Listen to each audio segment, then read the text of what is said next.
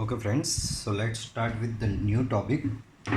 Previous વિડીયોમાં આપણે છેલ્લા ત્રણેક વિડીયોથી આપણે ભણતા હતા વધતું અને ઘટતું વિધેય. બરાબર, વધતું વિધેય કઈ રીતે શોધાય, ઘટતું કયું વિધેય ઘટતું છે, કયું વિધેય વધતું છે, બરાબર, કયા અંતરાલમાં વધે છે, કયા અંતરાલમાં ઘટે છે, એ બધું આપણે પ્રીવિયસ વિડીયો લેક્ચર સુધી આપણે જોઈ લીધું. હવે ટોટલી ચેપ્ટરનું નામ છે વિકલિતના ઉપયોગો. વિકલિતનો પહેલો ઉપયોગ આપણે બરાબર ક્ષેત્રફળ, ઘનફળ, પરિમિતિ, પૃષ્ઠફળમાં થતા ફેરફારની ગણતરી કરવા માટે ઉપયોગ કરેલો. બરાબર, એમાં આપણે ઘણા સૂત્ર યુઝ કરેલા હતા. વિકલનનો બીજો ઉપયોગ, તો વિકલનનો બીજો ઉપયોગ હતો કે તમારું વિધેય કયા અંતરાલમાં વધે છે, કયા અંતરાલમાં ઘટે છે એ નક્કી કરવા માટે. બરાબર, અને અત્યારે હવે આપણે અગાઉ ભણીશું વિકલનનો ત્રીજો ઉપયોગ, અને એ છે સ્પર્શક અને અભિલંબ માટે. બરાબર, કોઈ પણ વક્રનો સ્પર્શક અને અભિલંબ શોધવા માટે. તો સૌથી પહેલાં વક્ર, તો કે વક્ર આપણે તમે 11મા ધોરણમાં ઘણા ભણીને આવ્યા. જેમ કે એક વક્ર તમે ભણ્યા વર્તુળ. બરાબર, કોઈ કેન્દ્ર આપેલું હોય, ત્રિજ્યા આપેલી હોય, કેન્દ્ર લેટ્સ સે HK, ત્રિજ્યા R હોય, તો એને તમે લોકોએ કીધેલું બાળકો વર્તુળ. બરાબર, તો આ એક વક્ર છે. ત્યાર પછી બીજો વક્ર ત્યાર પછી જ આવ્યો હતો, અને એ વક્ર હતો પરવલય. બરાબર, પેરાબોલા.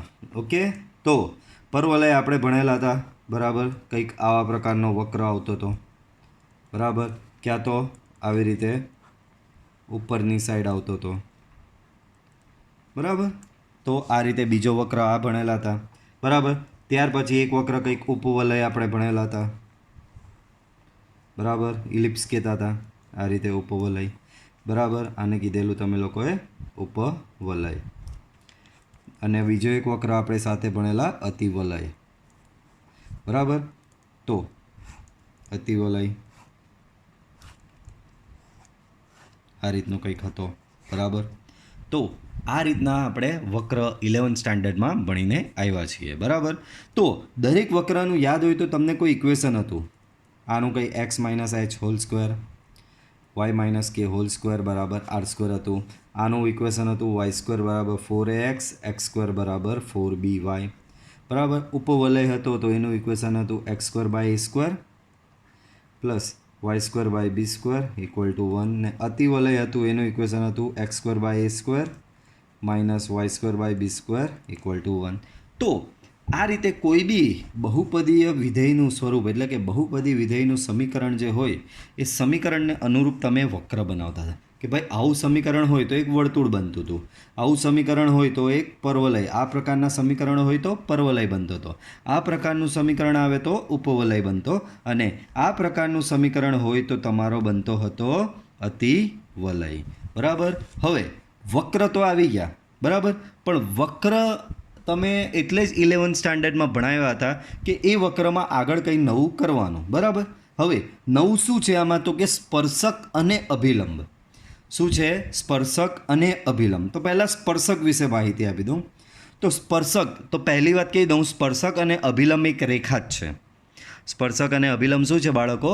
એક રેખા જ છે. રેખાઓ ચેપ્ટર આપણે 11 સ્ટાન્ડર્ડમાં ભણી ગયા, 10મા નંબરનું ચેપ્ટર હતું રેખાઓ. બરાબર, તો રેખા, બરાબર, સ્પર્શક અને અભિલંબ એક શું છે બાળકો? રેખા જ છે. બરાબર, તો સર રેખા જ છે તો એને નામ સ્પર્શક કેમ આપ્યું છે? બરાબર, એને નામ સ્પર્શક કેમ આપ્યું છે? તો કેમ આપ્યું છે અહીંયા ધ્યાન આપો. જેમ કે આ વક્ર મેં લઈ લીધો ઉપવલય. બરાબર, ઉપવલય પર માની લેવું કે અહીંયા કોઈક બિંદુ છે, બિંદુ P(x, y). બરાબર, તો આ બિંદુ P(x, y) ને કોઈક રેખા આ રીતે માત્ર ટચ કરીને જતી રહી. બાળકો છેદે નહીં, માત્ર ટચ એટલે કે સ્પર્શીને જાય. બરાબર, માત્ર ટચ એટલે કે સ્પર્શ કરીને જાય, તો આ રેખાને કહેવામાં આવે સ્પર્શક. બરાબર, જેમ કે આ વર્તુળ છે, વર્તુળ પર અહીંયા કોઈ બિંદુ છે અને કોઈ એક રેખા આવી. બરાબર, આ રીતે તમે આમ રેખા પસાર કરો તો આ આર પાર થઈ ગયેલી કહેવાય, એટલે કે છેદેલી રેખા કહેવાય. બરાબર, પણ એવી રેખા આવી જે વક્રને માત્ર કોઈ એક બિંદુ આગળ સ્પર્શ કરીને જતી રહી. બરાબર, આ રીતે કોઈ એક બિંદુ આગળ સ્પર્શ થઈને આગળ વધી ગઈ. બરાબર, તો એ રેખાને શું કહેવામાં આવે બાળકો? એ રેખાને કહેવામાં આવે સ્પર્શક. યાદ રાખજો. બરાબર. શું કહેવા માંગુ છું કે રેખા માત્ર એક બિંદુ આગળ ટચ થઈને જતી રહે, સ્પર્શ થઈને જતી રહે તો એ રેખાને કહેવામાં આવે સ્પર્શક. તો સર અભિલંબ કોને કહેવાય? તો આ બિંદુ, જો આ રેખા જે આવી, આપણે એક નવામાં જોઈએ, બધું અહીંયા મેચ થઈ ગયું છે. સિમ્પલ રેન્ડમલી કોઈ એક વક્ર લઈ લઈએ. બરાબર. તો આ વર્તુળ, અહીંયાનું કોઈ બિંદુ અને કોઈ એક રેખા હતી જે આ બિંદુ આગળ એને માત્ર સ્પર્શ કરીને જતી રહી. આ બિંદુ પી ઓફ એક્સ વાય આગળ સ્પર્શ થઈને જતી રહી તો આ રેખાને કહેવામાં આવે બાળકો સ્પર્શક. અને આ બિંદુ આગળ જો હું લંબ દોરું, આ રીતે સ્પર્શકને લંબ દોરું, બરાબર, આ જ બિંદુ આગળ સ્પર્શકને લંબ દોરું તો એને કહેવામાં આવે છે અભિલંબ. બરાબર. જેમ કે મારો કોઈક વક્ર, બરાબર, કોઈક વક્ર આ રીતનો કંઈક વક્ર હતો. બરાબર. આ વક્ર પર અહીંયા કશે આ બિંદુ છે. બરાબર. કોઈ એક રેખા હતી તે આ રીતે સ્પર્શ થઈને જતી રહી તો આ રેખાને કહેવામાં આવે સ્પર્શક. અને એ જ બિંદુ આગળ હું એ સ્પર્શકને લંબ રેખા દોરું તો એ લંબ રેખાને કહેવામાં આવે છે બાળકો અભિલંબ. એને શું કહેવામાં આવે? અભિલંબ. તો સ્પર્શકને અભિલંબ પહેલાં ખબર પડી ગઈ. ચાલો તો હવે આપણે મેઇન થિયરી પર જઈએ. તો સ્પર્શક અને અભિલંબ, તો શરૂઆત થાય તે જુઓ. કોઈક વક્ર, બાળકો, કોઈક વક્ર y બરાબર એફ ઓફ એક્સ, વક્રનું દરેક વક્રનું સમીકરણ હતું, હમણાં જ થોડી વાર પહેલાં ડિસ્કસ કર્યું. બરાબર. વર્તુળનું સમીકરણ છે, પરવલયનું સમીકરણ છે y સ્ક્વેર બરાબર 4ax, x સ્ક્વેર બરાબર 4by. તો એ y અને એક્સના સ્વરૂપમાં જ કોઈ સમીકરણો હોય છે. તો દરેક વક્રને એક સમીકરણ હોય છે અને દરેક સમીકરણને એક વક્ર હોય છે. તો અહીંયા મેં કોઈ એક સમીકરણ લઈ લીધું, એક્સ અને વાયનો એક સંબંધ છે, એક સમીકરણ છે, આ કોઈક વક્ર છે. ધારો કે આ વક્ર કંઈક આ પ્રકારનો અહીંયા બનેલો છે, આ દેખાય છે, આ પ્રકારનો એક વક્ર કંઈ બનાવેલો છે. બરાબર. આ વક્ર તમારો y બરાબર એફ ઓફ એક્સ થયો. બરાબર. તમારી પાસે કોઈ વક્ર હતો, આ વક્રનો તમે ગ્રાફ બનાવ્યો ને એ ગ્રાફ કંઈક આવો થયો.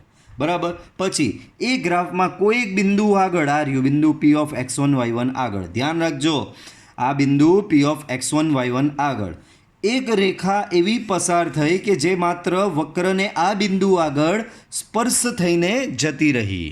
બરાબર. માત્ર વક્રને એ પી ઓફ x1 y1 બિંદુ આગળ સ્પર્શ થઈને જતી રહી તો એ રેખાને કહેવામાં આવે છે બાળકો સ્પર્શક. શું કહેવામાં આવે? એ રેખાને સ્પર્શક. પાછું તમારી પાસે કોઈક એક વિધેયનો સંબંધ હતો y બરાબર એફ ઓફ એક્સ, પછી તમે એનો એક વક્ર બનાવ્યો. બરાબર. અને એ વક્રના કોઈ એક બિંદુ આગળ કોઈ એક રેખા માત્ર સ્પર્શ થઈ ગઈ. બરાબર. માત્ર એ રેખા એ બિંદુ આગળ સ્પર્શ થઈને જતી રહી. બરાબર. તો એ રેખાને કહેવામાં આવે છે સ્પર્શક. શું કહેવામાં આવે? સ્પર્શક. અને આ જે બિંદુ છે પી ઓફ x1 y1 એને શું કહેવામાં આવે છે બાળકો? સ્પર્શ બિંદુ. બરાબર. હવે અભિલંબ આવ્યા, સ્પર્શક થઈ ગયો. હવે આ જ સ્પર્શ બિંદુ આગળ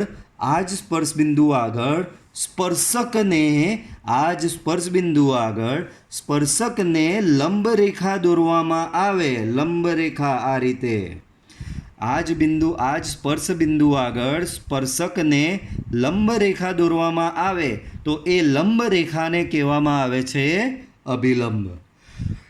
એ લંબ રેખાને શું કહેવામાં આવે બાળકો? અભિલંબ કહેવામાં આવે છે. બરાબર. તો આ તમારો અભિલંબ થઈ ગયો. બરાબર. પછી અહીંયા કેટલાક બીજા નવા ટર્મ છે એ જોઈ લો બાળકો. આ સ્પર્શક અહીંયા આટલે છેદેલો છે. બરાબર. અને અહીંયા સ્પર્શ બિંદુ આટલે આવે છે. તો આ બિંદુ અને આ બિંદુ જે આ વચ્ચે જે આ રેખાખંડ બન્યો, આ ટીથી લઈને એન, આ અહીંયા એન છે. બરાબર. ટીથી લઈને એન. તો આ જે રેખાખંડ બને એને કહેવામાં આવે છે અવસ્પર્શક. આ રેખાખંડને શું કહેવામાં આવે છે? અસ્પર્શક. કયો રેખાખંડ?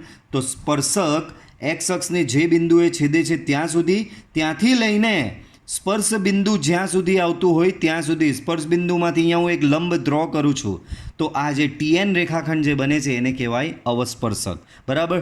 જેટલું સ્પર્શક અને અભિલંબનું કામ છે એટલું અવસ્પર્શક ને અવાભિલંબનું કોઈ વધારે કામ નથી, માત્ર તમારી જાણકારી માટે. તો આ રેખાખંડ ટીએન બન્યો તે અવસ્પર્શક કહેવાય. અને એ જ પ્રમાણે તમારો અભિલંબ એક્સ અક્ષને જે બિંદુએ છેદે છે, ધારો કે જી બિંદુએ છેદે છે, તો અભિલંબ એક્સ અક્ષને જે બિંદુએ છેદે છે ત્યાંથી લઈને સ્પર્શ બિંદુ સુધીનું જે અંતર બને છે એને કહેવામાં આવે છે બાળકો અવાભિલંબ. એને શું કહેવામાં આવે છે? અવાભિલંબ. ચાલો આગળ વધીએ. તો બિંદુ P(x1, y1) આગળ વક્રના સ્પર્શકનો ઢાળ, આપણે રેખાનો ઢાળ શોધેલો. બાળકો હમણાં જ મેં કીધું સ્પર્શક એ પોતે શું છે બાળકો? સ્પર્શક એ પોતે રેખા છે. બરાબર. 11th સ્ટાન્ડર્ડમાં તમે ઢાળ બધો શોધેલો. બરાબર. એમ બરાબર એક ઢાળનું સૂત્ર હતું આવું કે એમ બરાબર tan θ. પછી ઢાળનું એક સૂત્ર આવું બી હતું y2 - y1 upon x2 - x1. બે બિંદુમાંથી પસાર થતી રેખાનો ઢાળ, તમે રેખાનો ઢાળ, જો વર્ડ બોલું છું રેખા, તો રેખાનો ઢાળ તમે આ રીતે બી શોધેલો અને રેખાનો ઢાળ આવી રીતે બી આવેલો. આ ઢાળ ક્યારે મળે? જ્યારે તમને એમ આપવામાં આવેલું હોય કે તમારી રેખા એ એક્સ અક્ષની ધન દિશા સાથે થીટા માપનો ખૂણો બનાવે છે, તો આ થીટા માપનો ખૂણો બનાવતી રેખાનો ઢાળ થશે એમ બરાબર tan θ. એ જ પ્રમાણે અહીંયા તમારે ઢાળ શોધવાના છે સ્પર્શક અને અભિલંબના. પણ ચેપ્ટરનું નામ શું છે બાળકો? વિકલિતના ઉપયોગો. તો તમારે સ્પર્શકનો ઢાળ અને અભિલંબનો ઢાળ એ વિકલનની મદદથી અહીંયા શોધવાનો છે. બરાબર. આટલો જ ફરક છે. બરાબર. ત્યાં આપણે કેવું બે બિંદુની મદદથી, હમણાં જ મેં બે ઇક્વેશન તમને બતાવ્યા કે રેખાનો ઢાળ તમે કંઈક આ રીતે શોધતા હતા y2 - y1 upon x2 - x1 અથવા તો m બરાબર tan θ. આ સ્વરૂપે તમે રેખાનો ઢાળ શોધતા હતા. બરાબર. તો અહીંયા તમારે એ જ પ્રમાણે સ્પર્શક એ પોતે રેખા છે, અભિલંબી પોતે રેખા છે. તમારે સ્પર્શક અને અભિલંબનો ઢાળ શોધવાનો છે, પણ એ ઢાળ તમારે વિકલનની મદદથી શોધવાનો છે. તો ચાલો પહેલાં બિંદુ P(x1, y1) આગળ વક્રના સ્પર્શકનો ઢાળ, આ વક્ર છે, આ એનો સ્પર્શક છે, સ્પર્શક એ પોતે રેખા છે, તો આ જે સ્પર્શક રેખા જે છે એ રેખાનો ઢાળ શું થાય? તો કે એ રેખાનો ઢાળ થાય dy/dx. તો કેવું સર આખાથી આવ્યો? તો કે y બરાબર f(x) તમારી પાસે વિધેય તો હતું ને, એ વિધેયનું વિકલન કરવાનું અને વિકલન કર્યા બાદ જે બચે એમાં તમારું જે પેલું સ્પર્શ બિંદુ હોય, જે તમારું આ રહ્યું તમારું સ્પર્શ બિંદુ, આ શું છે બાળકો? સ્પર્શ બિંદુ.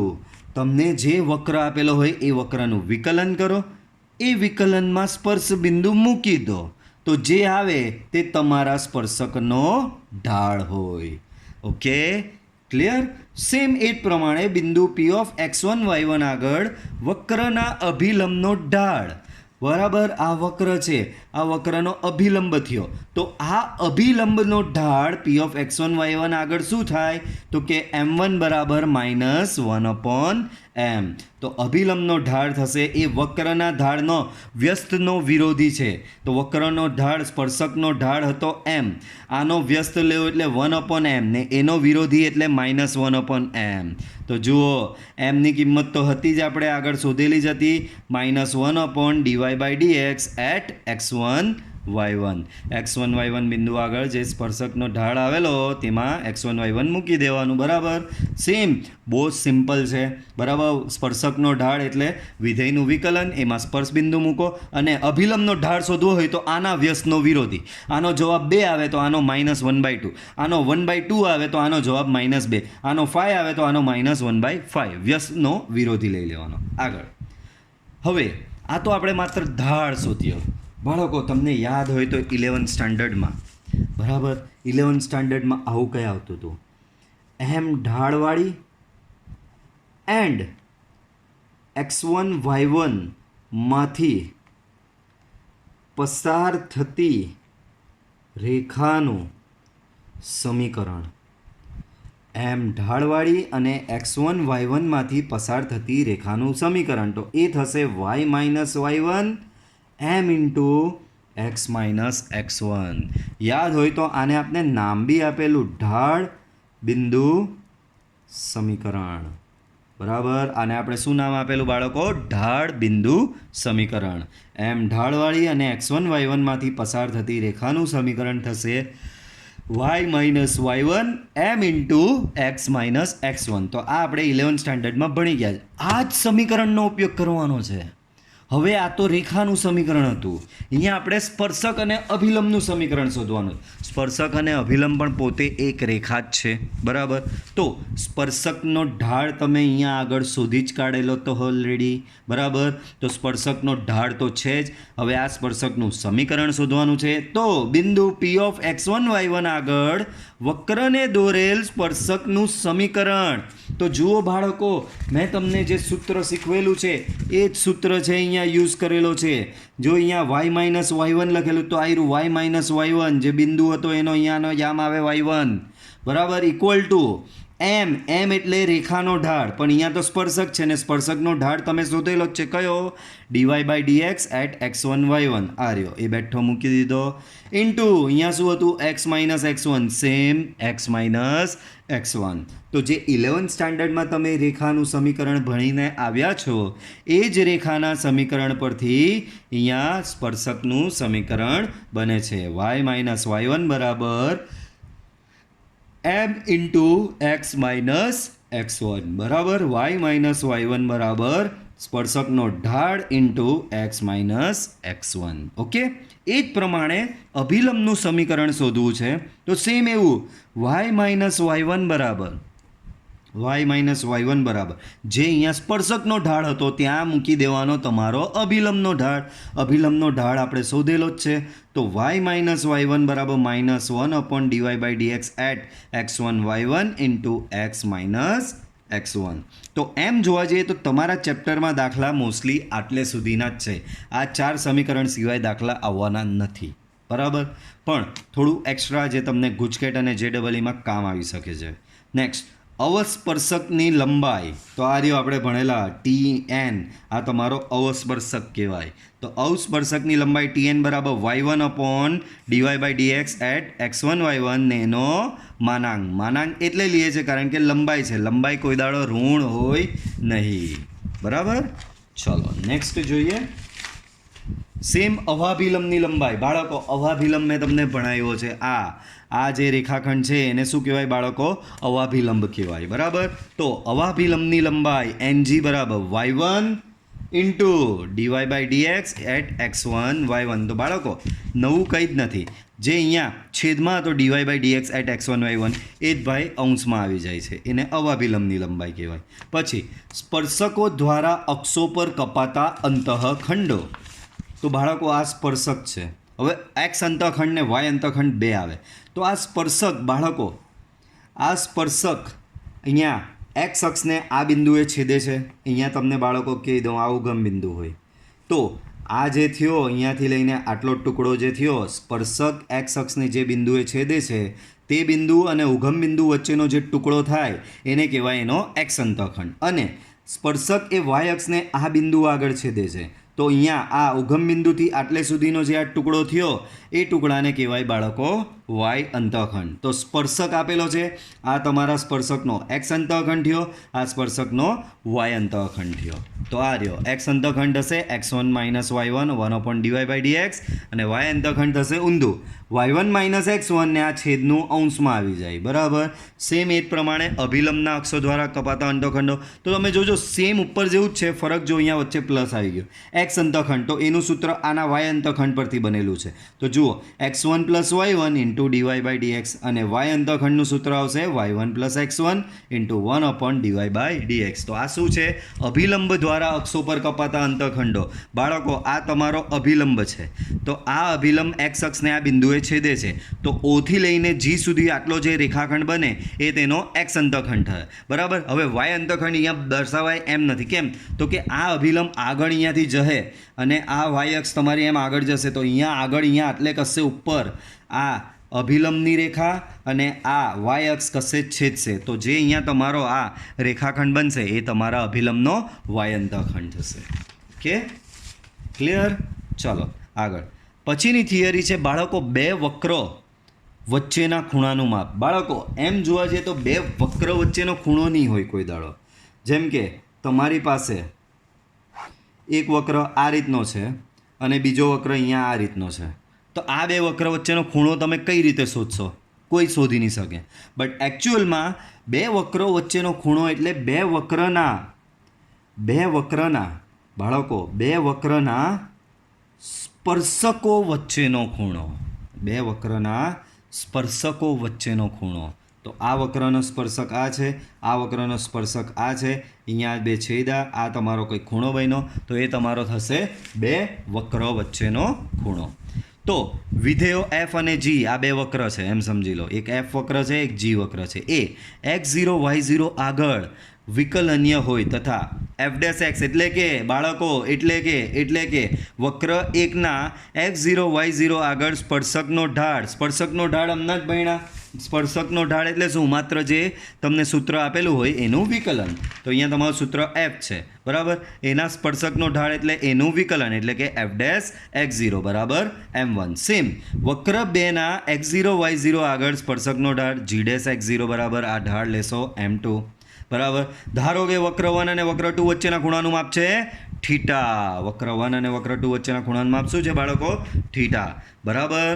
તો વક્ર એકના x0 y0 આગળ સ્પર્શકનો ઢાળ f' બરાબર m1 છે, બરાબર. પહેલા વક્રનો ઢાળ m1, બીજા વક્રનો ઢાળ m2. બે વક્ર વચ્ચેનો ખૂણો ધારો કે થીટા છે. જો બંને ઢાળ સમાન હોય તો બે વક્ર વચ્ચેનો ખૂણો પ્યોરલી 0 થશે. જો બંને વક્રના ઢાળ જો સમાન હોય તો બે વક્ર વચ્ચેનો ખૂણો થીટા બરાબર શું થશે બાળકો? 0. જો m1 × m2 બરાબર -1 હોય, એટલે કે બે વક્રના ઢાળનો ગુણાકાર -1 હોય તો તેમની વચ્ચેનો ખૂણો થીટા બરાબર π/2. અને અહીંયા મેં બ્રેકેટમાં કંઈ લખેલું છે. અહીં જ્યારે બે વક્રના ઢાળનો ગુણાકાર -1 એટલે કે થીટા બરાબર π/2 થાય ત્યારે એ બે વક્ર કેવા કહેવાય બાળકો? લંબછેદી છે એમ કહેવાય, બરાબર. પરસ્પર લંબ છેદે છે, બરાબર. ધ્યાન રાખો, બંને વક્રોના ઢાળ સરખા તો બે વક્ર વચ્ચેનો ખૂણો થીટા બરાબર 0. અને બે વક્રના ઢાળનો ગુણાકાર -1 તો બે વક્ર વચ્ચેનો ખૂણો થીટા બરાબર π/2. અને જ્યારે ખૂણો થીટા બરાબર π/2 હોય ત્યારે વક્રો લંબછેદી કહેવાય, બરાબર. અને આ બે સિવાયના વિકલ્પમાં એટલે કે અન્ય વિકલ્પમાં થીટા બરાબર tan inverse m1 - m2 upon 1 plus m1 into m2, બરાબર. સમજ પડે છે, બરાબર. બે વક્ર વચ્ચેનો ખૂણો એટલે કે જ્યારે દરેક ફેરી એવું થોડું થશે કે બંનેના ઢાળ સમાન થશે, ક્યાં તો બંનેના ઢાળનો ગુણાકાર -1 થશે, એવું દરેક ફેરી થોડું થશે, બરાબર. તો આ બે સિવાયના વિકલ્પમાં બે વક્ર વચ્ચેનો ખૂણો થીટા બરાબર tan inverse m1 - m2 upon 1 plus m1 into m2. m1 એટલે પ્રથમ વક્રનો ઢાળ, m2 એટલે બીજા વક્રનો ઢાળ. ઓકે, આગળ હજી પોઈન્ટ છે, અમુક ઘણા અગત્યના પોઈન્ટ છે, ધ્યાન આપજો.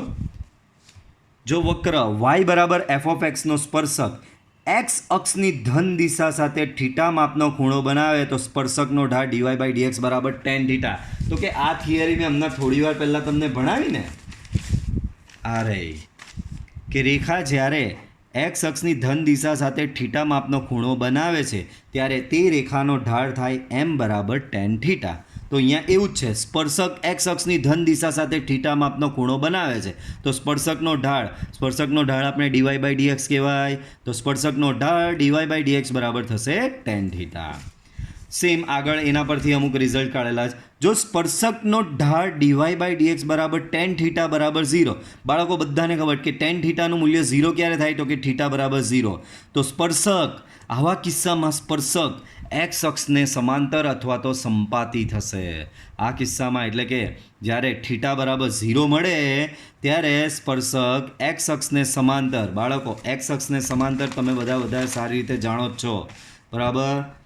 આ રીતે તમારી કાર્ટેશિયન યામ પદ્ધતિ હોય, આ તમારો x અક્ષ હોય, y અક્ષ હોય. તો જ્યારે તમારો થીટા બરાબર 0 આવે ત્યારે તમારો સ્પર્શક આ રીતે x અક્ષને સમાંતર મળશે, બરાબર. તો સ્પર્શકનો ઢાળ dy/dx બરાબર tan થીટા બરાબર 0. Date means your theta equal to 0. Date means તમારા સ્પર્શકનો x અક્ષની ધન દિશા સાથેનો ખૂણો 0.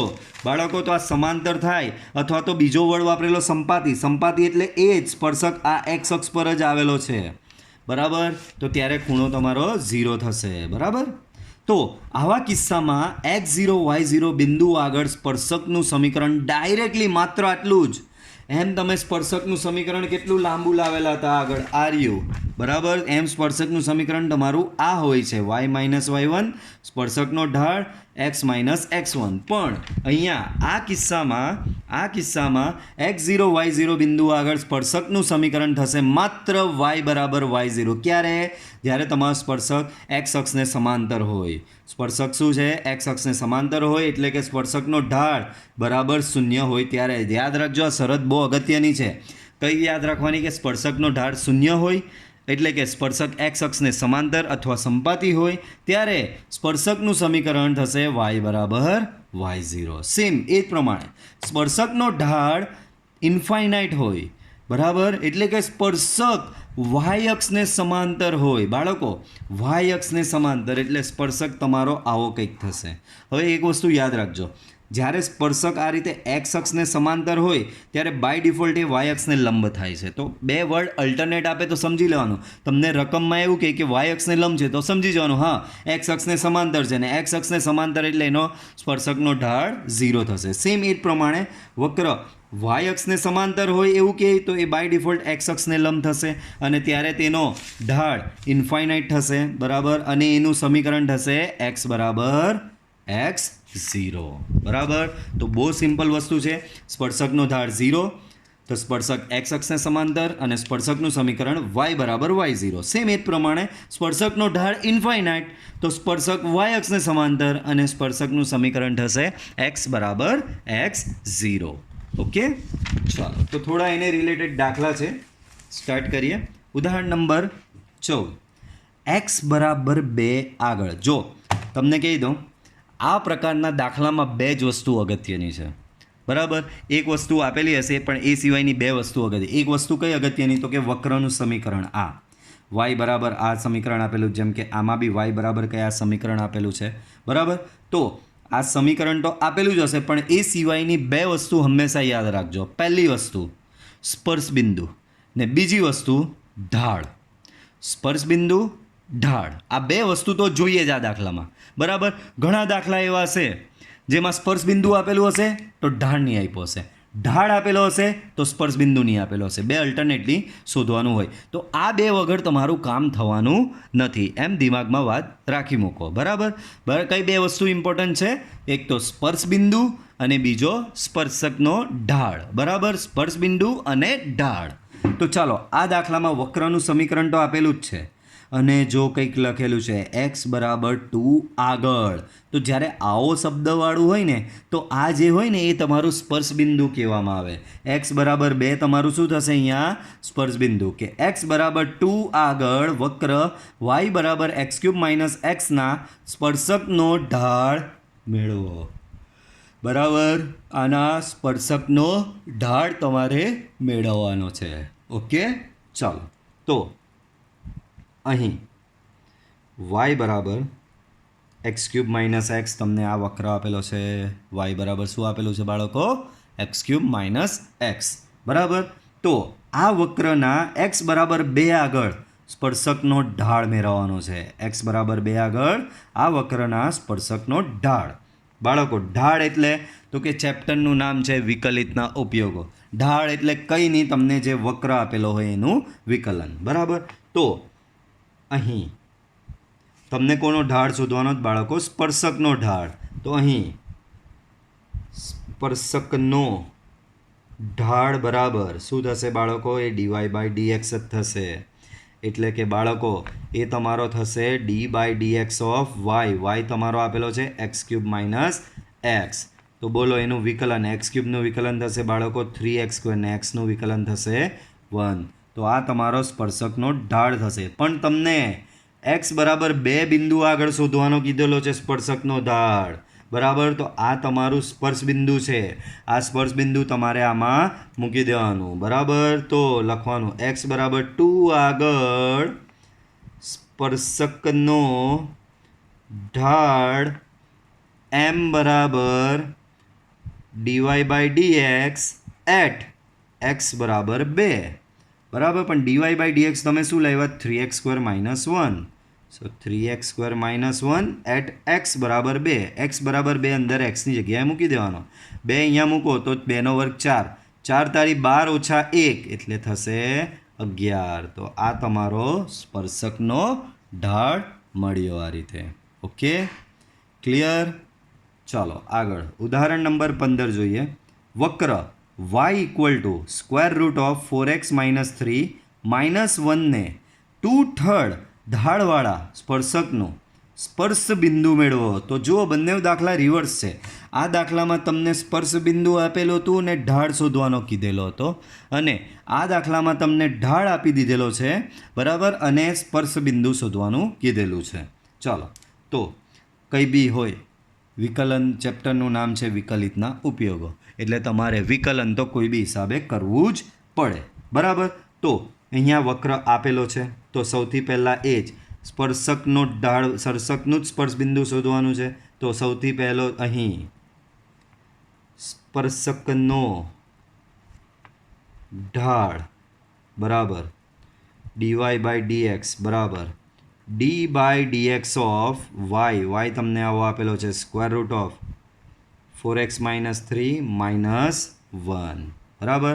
આનું વિકલન તો કે ઘાત આગળ એક ઘાત ઓછી, સૌથી બહાર છે વર્ગમૂળ, વર્ગમૂળ એટલે 1/2, તો ઘાત આગળ એક ઘાત ઓછી, તો આ ઘાતનું થયું, પણ અંદરનાનું વિકલન પાછું કરવાનું. 4x - 3નું વિકલન થશે 4, બાજુમાં 1નું વિકલન 0, બરાબર.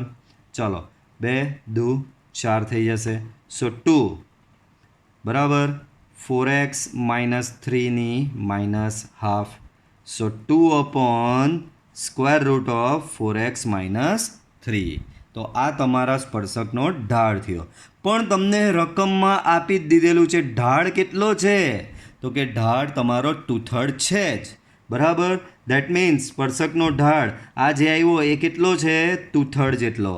2 2 કેન્સલ. દેટ મીન્સ √4x - 3 બરાબર થશે 3. બંને બાજુ વર્ગ કરો તો 4x - 3 બરાબર 9. આ 3 સામે લઈ જાઓ તો 4x બરાબર 12. ઓકે, તો x બરાબર તમને મળશે 3. બરાબર. આપણે શોધવાનું છે સ્પર્શ બિંદુ. બાળકો, સ્પર્શ બિંદુ એટલે x, y, એટલે y આમ બી શોધવો પડે. તો x આવી ગયો, y ક્યાંથી લાવશું? તો વક્રનું સમીકરણ છે જ તમારી પાસે, બરાબર. તો હવે એમાં xની કિંમત મૂકો. હવે y બરાબર √4x - 3 -1 છે, આમાં xની કિંમત પ્લેસ કરો. સો 4 તારી 12 ઓછા 3 ઓછા 1, બરાબર. તો અહીંયા થશે વર્ગમૂળમાં 9 એટલે 3 ઓછા 1 અને y બરાબર 2. આમ માંગેલ સ્પર્શ બિંદુ x1 y1 બરાબર શું થશે? x શું આવ્યો? 3, બરાબર. y શું આવ્યો? 2. આ મેં માત્ર એનું નામકરણ આપ્યું છે કે સ્પર્શ બિંદુને હું કહીશ x1 y1. ઓકે, તો સ્પર્શ બિંદુ મેળવવાનું હતું એ મળી ગયું. હવે આ બંને દાખલામાં એક્સ્ટ્રા વસ્તુ, તો બાળકો આપણે સ્પર્શકનું સમીકરણ તો શોધેલું જ હતું, બરાબર. જેમ કે આ દાખલાની હું વાત કરું અહીંયા કે x બરાબર 2 આગળ વક્ર આના સ્પર્શકનો ઢાળ મેળવવાનું, માત્ર ઢાળ શોધીને મૂકી દીધેલું છે. પણ આ જ દાખલામાં હજી એક્સ્ટ્રા વસ્તુ પૂછવી હોય તો પૂછાય. જેમ કે આ જ દાખલામાં હું પૂછી શકું સ્પર્શકનું સમીકરણ મેળવો. પહેલી એક્સ્ટ્રા વસ્તુ શું? આ જ દાખલામાં સ્પર્શકનું સમીકરણ મેળવો. આ જ દાખલામાં બીજી એક્સ્ટ્રા વસ્તુ અભિલંબનો ઢાળ મેળવો.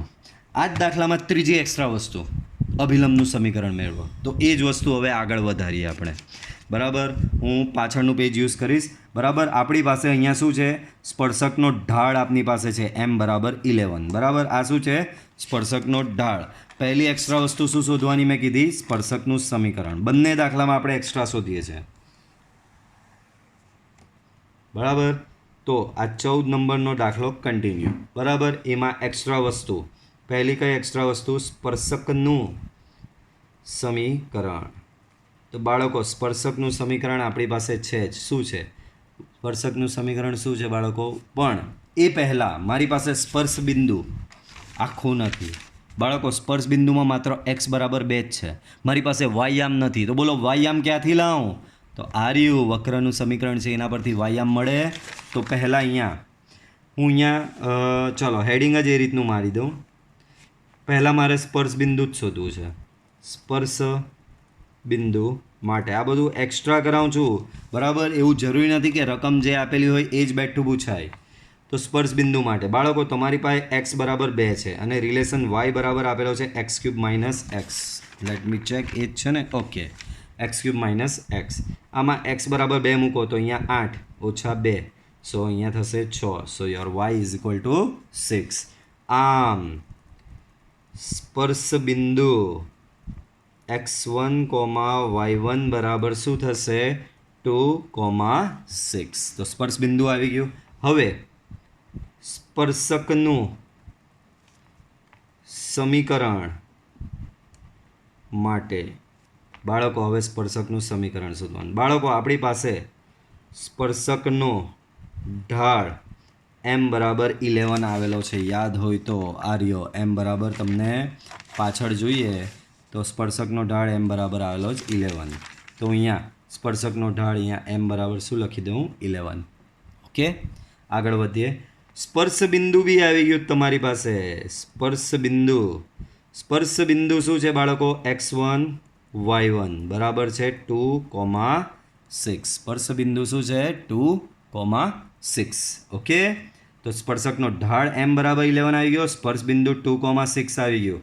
આમ સ્પર્શકનું સમીકરણ y - y1 m into x - x1. ચલો બાળકો, y - y1 y1 છે તમારો 6, m ઢાળ છે તમારો 11, x - x1 એટલે કે x - 2, y - 6, 11 મલ્ટીપ્લાય કરો તો 11x - 22. બધું એક બાજુ ભેગું કરી દો તો 11x - y, 6 આ બાજુ આવશે બાળકો, 6 આ બાજુ આવશે તો આ 6 આ બાજુ આવશે તો -16 બચશે ઇક્વલ ટુ 0. આ થઈ ગયું સ્પર્શકનું સમીકરણ. હજી એક્સ્ટ્રા વસ્તુ આમાં અભિલંબનો ઢાળ.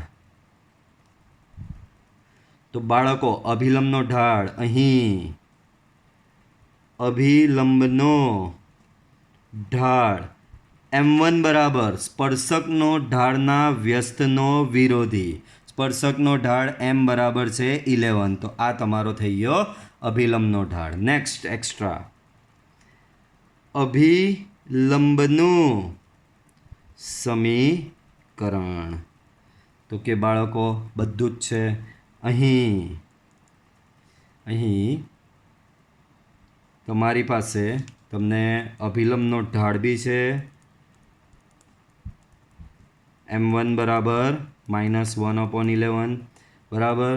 પછી તમારી પાસે સ્પર્શ બિંદુ બી છે.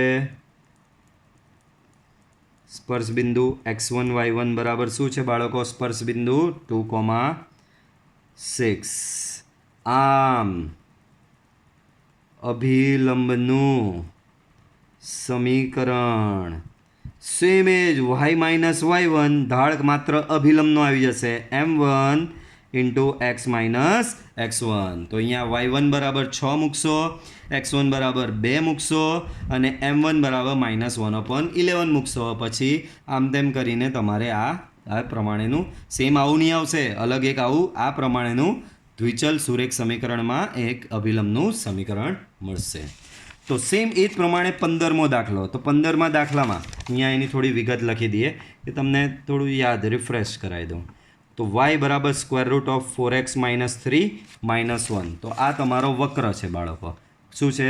y બરાબર √4x - 3 - 1 પ્લસ સ્પર્શકનો ઢાળ આપી દીધેલો 2/3. આ વક્ર છે. પછી તમને આપેલો સ્પર્શકનો ઢાળ m બરાબર 2/3. અને ત્રીજી વસ્તુ શું આપેલી છે? તો કે સ્પર્શ બિંદુ x1, y1 બરાબર 3, 2. સ્પર્શ બિંદુ આપેલું છે. ત્રીજું શું આપેલું છે બાળકો? સ્પર્શ બિંદુ x1, y1 એ છે તમારું 3, 2. આ રહ્યું સ્પર્શ બિંદુ x1, y1 બરાબર 3, 2. ઓકે, તો ચાલો સેમ એ જ વસ્તુ આપણે આના માટે શોધીએ. તો સ્પર્શ બિંદુ તો આમાં રેડી જ છે. બરાબર. તો સૌથી પહેલાં આમાં શોધીએ આપણે સ્પર્શકનું સમીકરણ એક્સ્ટ્રામાં. સ્પર્શકનું સમીકરણ. બાળકો હવે હું વધારે અહીંયા એક્સ્ટ્રા તમને અહીંયા ગણાવીશ નહીં, અહીંયા તમને હવે આપી જ દઈશ આ સ્પર્શકનું સમીકરણ. તો બાળકો અહીં સ્પર્શકનું સમીકરણ શું થશે? Y minus y1 m into x minus x1. બરાબર. y1 ને x1 આ રહ્યા તમારી પાસે છે જ, m બી તમારી પાસે આવી રહ્યો 2/3 છે, મૂકો અને સમીકરણ લઈ આવો. સેમ એ જ પ્રમાણે અભિલંબ. હવે અભિલંબનું સમીકરણ શોધવું હોય તો મારે બે વસ્તુ જોઈએ, એક તો સ્પર્શ બિંદુ જોઈએ ને અભિલંબનો ઢાળ. યાદ રાખજો આ સ્પર્શકના સમીકરણ માટે બે વસ્તુ, સ્પર્શકના સમીકરણ માટે બે વસ્તુ, સ્પર્શકનો ઢાળ અને સ્પર્શ બિંદુ. અને એ જ પ્રમાણે અભિલંબના સમીકરણ માટે બી બે વસ્તુ, અભિલંબનો ઢાળ અને સ્પર્શ બિંદુ. બરાબર. તો અભિલંબનું સમીકરણ શોધવું તો મારી પાસે પહેલાં હોવો જોઈએ અભિલંબનો ઢાળ. બાળકો અભિલંબનો ઢાળ m1 બરાબર સ્પર્શકના ઢાળના વ્યસ્તનો વિરોધી. સ્પર્શકના ઢાળના વ્યસ્તનો વિરોધી. બાળકો સ્પર્શકનો ઢાળ 2/3 છે તો -1/2/3. સો ઓવરઓલ થશે -3/2. એ જ પ્રમાણે આના પરથી અભિલંબનું સમીકરણ. બાળકો અભિલંબનું સમીકરણ. બરાબર. તો સેમ અભિલંબનું સમીકરણ માટે એ જ સૂત્ર y minus y1 m1 into x minus x1. y1 મૂકો, x1 મૂકો, ઢાળ m1 મૂકો તો તમને મળી જશે અભિલંબનું સમીકરણ. ઓકે. તો યાદ રાખજો તમારી વાતે અહીંયા દાખલાને આગળ વધારવા માટે બે વસ્તુ જોઈએ, એક તો ઢાળ અને સ્પર્શ બિંદુ. દાખલો કઈ રીતે પૂછાય? તો કે દાખલામાં સ્પર્શ બિંદુ શોધવાનું પૂછાય. જો કઈ કઈ વસ્તુ પૂછી શકાય. ફર્સ્ટ દાખલામાં સ્પર્શ બિંદુ શોધવાનું પૂછી શકે, દાખલામાં સ્પર્શકનો ઢાળ શોધવાનું પૂછી શકે, દાખલામાં અભિલંબનો ઢાળ શોધવાનું પૂછી શકે, દાખલામાં સ્પર્શકનું સમીકરણ શોધવાનું પૂછી શકે અને દાખલામાં અભિલંબનું સમીકરણ શોધવાનું બી પૂછી શકે. ઓકે. તો આટલી વસ્તુ તમને આ પ્રકારના દાખલામાં પૂછાય છે. નેક્સ્ટ જોઈએ તો વક્ર આને બે ઢાળવાળા તમામ સ્પર્શકોના સમીકરણ શોધો. તો બાળકો તમને વિગત શું આપી છે એ લખું. એક તો વક્ર આપેલો છે y પ્લસ 2/x-3 બરાબર 0 અને બીજી તમને વિગતમાં આપેલું છે બે ઢાળવાળા સ્પર્શક એટલે કે તમને આપેલો છે સ્પર્શકનો ઢાળ m બરાબર 2. બરાબર. ચાલો તો અહીં y પ્લસ 2/x-3 બરાબર 0 છે તો આના પરથી y બરાબર થશે -2/x-3. બરાબર. ચાલો સ્પર્શકનો ઢાળ એટલે કે થશે બાળકો dy/dx. બાળકો યાદ હોય તો d/dx ઓફ 1/x થાય -1/x². તો d/dx 1/x-3 શું થશે? આ -2 તો 12 1/x-3 જે રીતે 1/xનું વિકલન -1/x², તો 1/x-3નું વિકલન થશે બાળકો -1/x-3². ઓકે. ધેરફોર dy/dx બરાબર થશે 2/x-3². બરાબર. ચાલો સ્પર્શકનો ઢાળ m બરાબર એક રીતે આ તમને જે આપેલો છે બરાબર આને થોડું વ્યવસ્થિત લખી દો. m બરાબર dy/dx બરાબર તમને 2 આપેલો જ છે તો dy/dx અહીંયા શું થશે બાળકો 2 2/x-3². ઓકે. 2 કેન્સલ. સો x-3² બરાબર થશે 1. બંને બાજુ વર્ગમૂળ લો તો x-3 બરાબર થશે +or-1. બરાબર. ધેરફોર બે રિલેશન x-3 બરાબર 1 ઓર x-3 બરાબર -1. ધેરફોર x બરાબર 4, x બરાબર +2. તો અહીંયા તમને 2 મળી ગયા. બાળકો તમારે સ્પર્શકનું સમીકરણ શોધવું. સ્પર્શકના સમીકરણ માટે બે વસ્તુ જોઈએ, એક એનો ઢાળ જે આપેલો જ છે, બે સ્પર્શ બિંદુ જે શોધવાનું છે પણ જે સ્પર્શ બિંદુ શોધવાનું છે એનો x યામ તમને મળી ગયો છે, એનો y યામ શોધીને હવે આગળ કામ વધારીએ.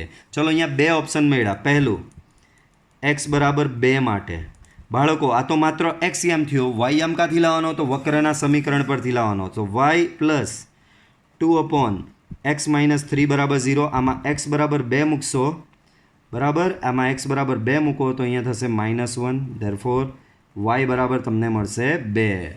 આમ સ્પર્શ બિંદુ શું મળ્યું બાળકો તમને? x1 y1 બરાબર 2, 2. આમ સ્પર્શકનું સમીકરણ y minus y1 m into x minus x1. ચાલો, y માઇનસ y1 2, m ઢાળ, તો કે આ રહ્યો ઢાળ, કાં ગયો ઢાળ? આ રહ્યો 2 આપેલો છે તો 2 મૂકો. અહીંયા પાછું x માઇનસ 2, સો y માઇનસ 2, 2x માઇનસ 4, બધું આમ તેમ એક બાજુ લઈ લો. સો 2x માઇનસ y માઇનસ 2 બરાબર 0. તો આ તમારું શું થઈ ગયું? સ્પર્શકનું સમીકરણ. સેમ એ જ પ્રમાણે નેક્સ્ટ x બરાબર 4 માટે તો પહેલાં તો સ્પર્શ બિંદુનો y આમ લાવવાનો. y બરાબર 2/x માઇનસ 3 ઇક્વલ ટુ 0. xની જગ્યાએ 4 મૂકો. સો y પ્લસ 2 બરાબર 0, y બરાબર -2. આમ સ્પર્શ બિંદુ x1 y1 બરાબર થશે તમારું 4, -2. આમ સ્પર્શકનું સમીકરણ થશે y minus y1 m into x minus x1 બરાબર. y માઇનસ y1 છે તમારો -2 તો અહીંયા પ્લસ થઈ જશે. m તમારો ઢાળ તો 2 જ છે. x માઇનસ x1 તો એ તમારો 4 બરાબર. તો થશે અહીંયા y પ્લસ 2, 2x માઇનસ 8, બધું એક બાજુ લઈ જાઓ. સો 2x minus y minus 10 equal to 0. તો તમને સ્પર્શકના 2 એટલે જ એવું લખેલું બહુવચન માંગેલ તમામ સ્પર્શક. તો એક સ્પર્શક આ છે, એક સ્પર્શક આ, બરાબર. 2 જુદા જુદા સ્પર્શક મળી શકે. આ જ દાખલામાં હું તમને એક્સ્ટ્રા આપું છું. એક્સ્ટ્રા એ આપું છું કે ફર્સ્ટ અભિલંબનો ઢાળ શોધો એન્ડ સેકન્ડ અભિલંબનું સમીકરણ. બાળકો ઢાળ કેવી રીતે શોધશો? તો કે આ બેના વ્યસ્તનો વિરોધી એટલે -½ પહેલો પાર્ટ પૂરો. અભિલંબનું સમીકરણ તો કે તમારી પાસે 2 સ્પર્શ બિંદુ છે જ, આ રહ્યા 2, 2 અને 4, -2. તો અભિલંબના આ સ્પર્શ બિંદુ પરથી અને એના ઢાળ પરથી 2 સમીકરણ શોધી લેવાનું. ઓકે, તો આ લેક્ચર પૂરતું આટલું રાખીએ. ઓકે, બાકીનું નેક્સ્ટ લેક્ચરમાં જોઈશું. જો વિડીયો પસંદ આવ્યો હોય તો વિડીયો લાઇક કરો, ચેનલ સબસ્ક્રાઇબ કરો, બેલ આઇકોન ઓન કરો કે જેથી તમને મારા વિડીયોની અપડેટ મળતી રહે. Till then good bye, C you in next lecture.